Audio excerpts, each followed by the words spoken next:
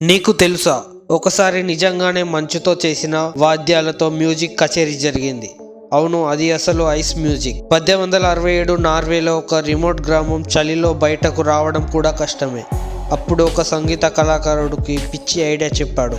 మన దగ్గర వుడ్ లేదు, కానీ ఐస్ ఉంది కదా, అయితే ఐస్తో ఎందుకు వాయిద్యాలు తయారు చేయకూడదు అని స్థానికులు పెద్ద పెద్ద మంచు బ్లాకులు తీసుకొచ్చి వాటిని కత్తిరించి చెక్, ice flute, ice drums, ice horn ఇలా పూర్తిగా మంచుతోనే వాయిద్యాలు తయారు చేశారు. కచేరీ రోజు చందమామ వెలుగు, తెల్లటి మంచు నేల, ఒక చలికాలపు మొదలైన సంగీతం విన్న వాళ్ళంతా షాక్ అయ్యారు. ఐస్ వాద్యాలు శబ్దం ఇలా ఉండిందంట, చల్లగా, క్లీన్ గా, ఆల్మోస్ట్ డ్రీమ్ మ్యూజిక్.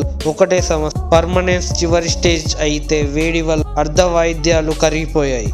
కానీ అది చరిత్రలో రికార్డ్ అయిన మొదటి ఐస్ మ్యూజిక్ కన్సర్ట్. మంచు కూడా సంగీతం పాడిన రోజు ఇది. ఇలాంటి ఎక్స్క్లూజివ్ రేర్ ఫ్యాక్ట్స్ కావాలి, మా జాబ్లెస్ జర్నీ ఛానల్ని సబ్స్క్రైబ్ చేయండి. Thank you.